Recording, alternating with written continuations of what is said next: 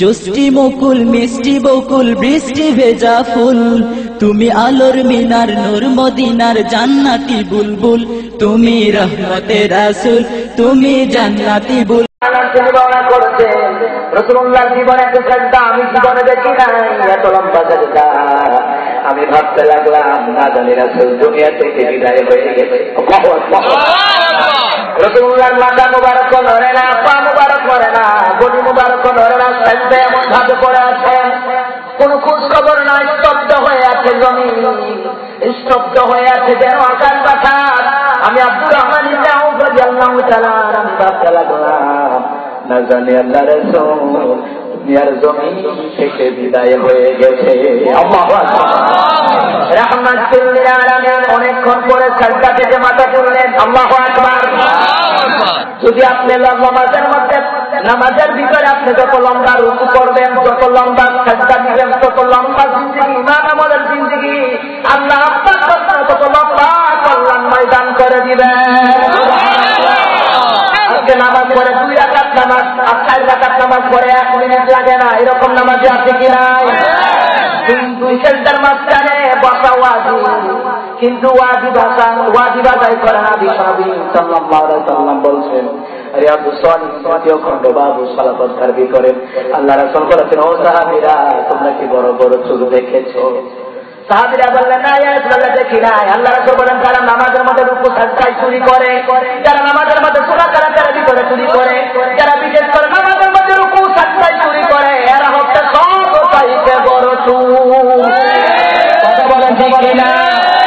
আজকে নামাজ সম্পর্কে জানতে আসে না, আজকে কোন দুরুদরা পড়লে ফজিলত বেশি হবে, কোন মাসকাটির ভিতরে জিকির করলে ফজিলত হবে এটা জানতে চায় না, শুধু মনে করে না পালাতি পালাপালি করতে ইবাদত হয়, মারে বাতিল হয়ে গেল।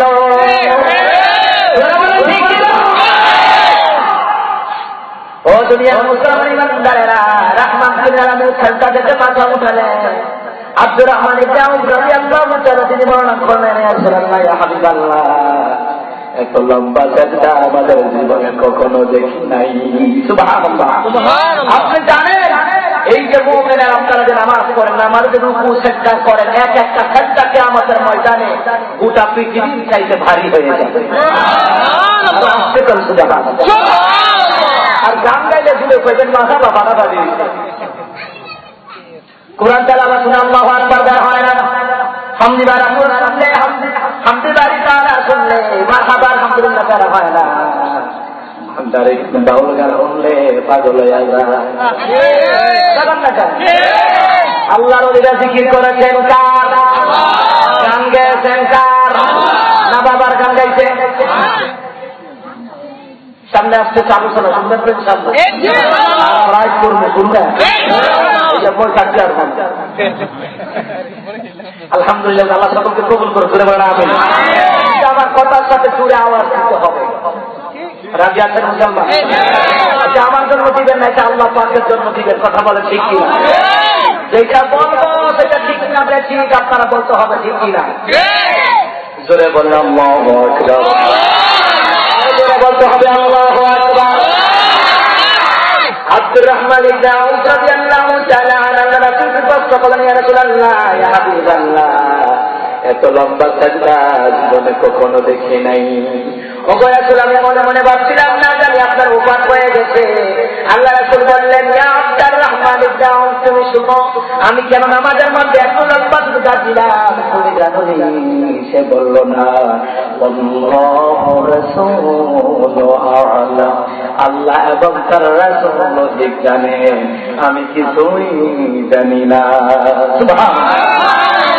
আল্লাহ রাসূল বলেন, ইয়া আব্দুর রহমান ইবনে আউফ, তুমি শোনো, জিবরাইল আমার কাছে ওহী নিয়ে আসলেন। জিবরাইল বললেন, ইয়া রাসূলুল্লাহ আমি জানলাম আপনি নবীদের উপরে যারা ইখলাস ও তাওহীদ আদায় করবে, আল্লাহ তাআলা তার ঈমান আমলের ভিতরে, তার জিন্দেগির ভিতরে বিশরত রহমত বরকত আমার আল্লাহ নাযিল করে দিবেন।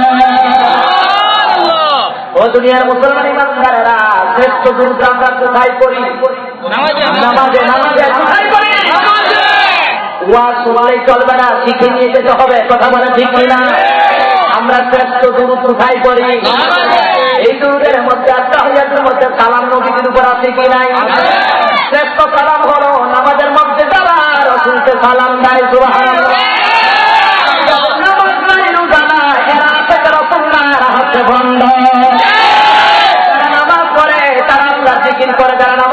নবীর উপর দরুদ পড়ে, যারা নামাজ পড়ে নবীর উপর সালাম প্রেরণ করে, আসসালামু আলাইকা আইয়ুহান নাবিয়্যু ওয়া রাহমাতুল্লাহি ওয়া বারাকাতুহু। সুবহানাল্লাহ। এই জন্য শ্রেষ্ঠ ইবাদতের নাম হচ্ছে নামাজ। কথা বলেন ঠিক কিনা? আর নফল ইবাদতের মধ্যে শ্রেষ্ঠ ইবাদত হলো কুরআন তেলাওয়াত আর তাহাজ্জুদের নামাজ। দুনিয়ার মুসলমান ইমানদারেরা, দুনিয়ার মুসলমান ইমানদারেরা আব্দুর রহমান ইবনে আউফ রাদিয়াল্লাহু তাআলা তিনি মনোযোগ সহকারে শুনছেন আর আল্লাহ রাসূল বলছেন, ইয়া আব্দুর রহমান ইবনে আউফ ইয়া হরকেলিনা, এই জন্য তাদের উপরে জবর হয়েছে। ইয়া আব্দুর রহমান ইবনে আউফ, তুমি শোনো, যেই ব্যক্তি দুরূদ পড়বে তার দৈনন্দিন জীবনে আল্লাহ তাআলা রহমত বরকত ঢেলে দিবে। আর যারা নামাজের ভিতরে সালাম করবে, যারা সর্বদা আমি রাসূলুল্লাহ সালাম প্রেরণ করবে, আল্লাহ তাআলা তার ঈমান আমলের জিন্দেগীর ভিতরে শান্তিময় কল্যাণ দান করে।